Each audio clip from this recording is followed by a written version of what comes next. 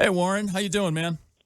Good. How are you doing? I'm doing great. Thank you very much for taking the time today. I know you speak to billions of people every day, but last time we spoke, you were doing the Jerry Garcia tribute with the Boston Pops at Symphony Hall in Boston. Oh, wow. Yeah, beautiful, beautiful couple of nights there. But want to talk about Peace Like a River, and I've been listening to Dreaming Out Loud over and over. What a beautiful song. Thank you. What an incredible groove. What an amazing idea. So the lyrics are mostly quotes from Martin Luther King Jr. and John and Robert Kennedy and the late Representative John Lewis. What was the inspiration here to do a song like this? Well, I got the idea in the middle of the night for Dreaming Out Loud, and all I had at that moment was "Forgive me, I'm dreaming out loud again." And I just, for some reason, I have a dream speech popped into my head, and I thought, wow, maybe I should take some quotes from MLK and include them. And I've never done anything like that before. I've never written a song that way, but it just turned into kind of stringing together all these different quotes that made sense. So some of the lyrics obviously are mine, but then throughout the song I say somebody said, and then there's a cool quote after it. I don't know, it just kind of hit me, and I'm really happy with the way it turned out. And of course, having Ruthie Foster and Ivan Neville singing on the record really brings it home. Yeah, I mean that's their vocals are unbelievable. I also wanted to ask you about that. When you're writing a song or putting a song together, is it like sometimes do you hear other people singing it and think, well, you know what, I'm going to give them a call and see if they can come in and sing it? Or is it like sometimes you just hear your voice singing it? Is that how it happens? Usually after the fact, like once we start working on it and get a sense of the way it's turning out, then I'll start thinking about who might be good for it, you know.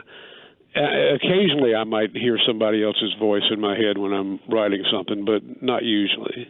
And I wanted to bring up that you said that you've never written a song like in this way before with quotes from other people. And I was trying to rack my brain. I did a little searching. The only other song I could think of that was done in a similar way was Bob Marley's song "War" from the Rastaman Vibration album. He took that from a speech that the late Haile Selassie gave on his visit to Jamaica. And wow, that's cool. I didn't know that, and I love that tune. Yeah, and so I was like, wow, I think that Bob Marley was the only other person to kind of do it this way. But it is such a cool song, and the groove is amazing. And I know, you're the guitar player, but I got to give it up for the bass player on this one, man. I mean, he's laying down. Yeah, it's good stuff. Jorgen Carlson is rocking. The bass line he's playing is very infectious and kind of draws you in. Yeah, and Ruthie Foster and Ivan Neville, unbelievable. Ivan Neville is one of those guys which I could never understand why he's just not bigger than he is, popularity-wise. Ivan's one of those people that does a lot of different things, and being one of those people myself, I understand. I would go crazy if I had to do the same thing over and over and over. And Ivan and I have been friends for a long, long time. I played on one of his early solo records back in the 90s. But he's an extremely talented singer, but also keyboard player, guitar player, and you see him popping up with all these different people because he loves all different types of music and he loves the challenge. And I'm a huge fan. What was Mama Neville feeding those boys? Like some kind of magic okra or something? I mean, that's a good question. Yeah. That family has just so many amazing musicians and singers. It's just incredible. And then some other guests you have on this the new record, Peace Like a River. I mean, Billy Gibbons from ZZ Top. That must have been fun working with him. Have you worked with him before this? Yeah, Billy played guitar on a tune we did a few years back called Broke Down on the Brazos, which was on a record we did called By a Thread. And he and I have worked together quite a bit through the years. We just did something together for this tribute to Leonard Skinner for the CMT Awards. Myself and Billy and Slash were the three guitar players for that. We worked together a ton, and this song had so much ZZ Top influence that I thought it would be appropriate to ask him to be part of it. So he's singing in the choruses and shouting in the verses, and it really kind of put his stamp of approval on it. It's great. And then Billy Bob Thornton, who everyone knows as an actor, and then he's recorded some stuff. What made you want to get him in on this project? Well, Billy Bob and I have been friends a long time, and he's a really cool drummer and singer. His idol is Levon Helm. Oh, yeah. And he's such a diverse cat, acting, his music. And he has one of those voices that, I wanted this particular song for the verses to be like this demented beat poetry kind of spoken word thing. And Billy has one of those spooky voices that just draws you in instantly. And so after I wrote the tune and after we worked it up in rehearsal, I thought, this shouldn't be my voice in the verse. It should be my voice in the chorus, and decided to call him and see if he was interested in doing the verses, and it turned out really, really great. That's so great that you could just kind of get with people if you feel that they're good for a song. And I mean, you've worked with so many people over your career. I don't know how to, if I hope this question doesn't offend you, but is there anyone that you won't work with? Because it seems like you've worked with a variety. I mean, everybody obviously from the Allmans, and then Corrosion of Conformity. You've worked with them. I mean, such a huge John Schofield. Is there anyone you don't want to work with, or is there anyone that you have yet to work with that you want to get down on your list? As far as somebody I have not worked with that I would enjoy, somebody had asked me that before. I'm obviously never worked with Paul McCartney, never worked with Neil Young, never worked with Tom Waits. All of those people I admire, and there are people in some cases that I've met, but we've never wound up on stage or in the studio. But those things tend to happen organically. It's not something that you pre-design.